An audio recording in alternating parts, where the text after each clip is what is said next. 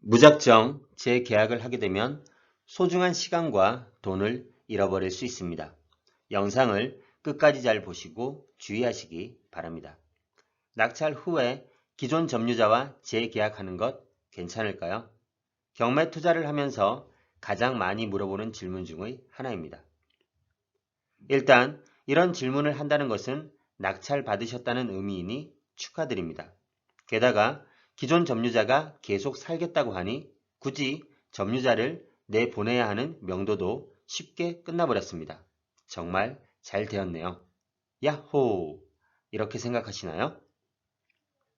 실제 겪어보시면 그렇게 만만한 상황은 아니라는 것을 알게 되실 겁니다. 재계약을 원하는 점유자, 고민해 보셔야 합니다. 경매 입찰하기 전에 해당 물건의 점유자를 직접 만나보고 확인하면 가장 좋겠지만 그렇게 하지 못하는 상황도 생기게 마련입니다. 미리 확인하지 못한 상태에서 부동산을 낙찰받으면 명도를 하기 위해서 어떤 점유자가 있는지 궁금할 것입니다. 그 사람의 성향에 따라서 명도 진행 과정이 쉬워지기도 어려워지기도 하기 때문입니다. 명도를 위해 낙찰자의 신분으로 점유자와 첫 대면은 알 수 없는 긴장감이 생깁니다. 낙찰자의 성향이나 경험에 따라서도 명도가 합리적으로 처리되기도 하고 그렇지 않을 수도 있습니다. 그래서 명도의 시작은 만나서 잘 처리하는 경우도 있겠지만 가능하면 전화통화로 시작하는 것도 나쁘지 않습니다. 왜냐하면 물리적인 시간도 절약되고 어느 정도 경직된 분위기를 풀어주며 괜히 불필요한 소모전을 예방해 줄 수 있기 때문입니다. 명도 대상자인 점유자는 일반적으로 임차인 또는 소유자로 나눠집니다. 소유자인 경우는 종종 낙찰자와 재계약을 원하기도 합니다. 재계약이 되어서 금전관계가 원만하게 진행되면 문제가 없겠지만 이는 확률적으로 리스크가 있습니다.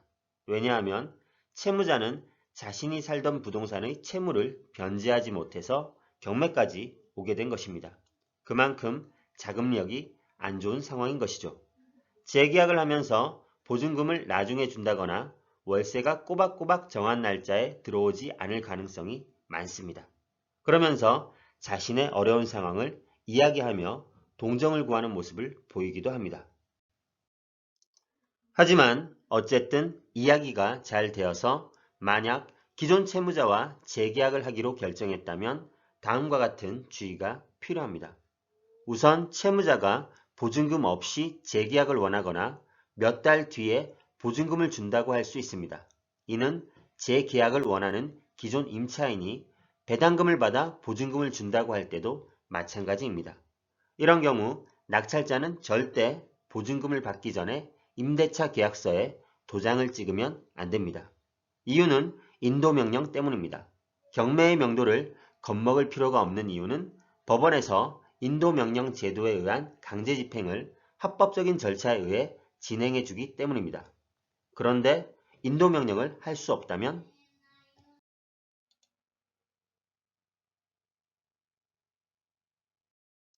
낙찰 후에 기존의 채무자와 새로 임대차 계약을 맺게 되면 그 순간 이후로는 더 이상 인도명령이 허용되지 않습니다.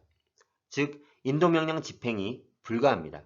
따라서 이를 방지하기 위해서 임대차 계약서를 서둘러 작성하지 마시고 우선은 계약 내용을 확인하는 확인서, 합의서 또는 이행각서 등부터 작성을 하셔야 합니다. 그 이후 확인서의 내용대로 세부적인 약속 절차가 이행되고 보증금이 입금되면 임대차 계약서를 작성하시면 되겠습니다. 혹 점유자가 확인서대로 이행하지 않는다면 인도명령 및 강제집행으로 명도를 마무리해야겠죠. 새 술은 새 부대에 담아야 합니다. 재계약을 원해서 임대차 계약을 맺은 후에 시간과 비용을 낭비하고 그에 따른 스트레스를 받은 낙찰자들이 경험을 해보고 난 뒤 깨달은 마음에서 우러나온 말입니다. 명도에 참고하시기 바랍니다.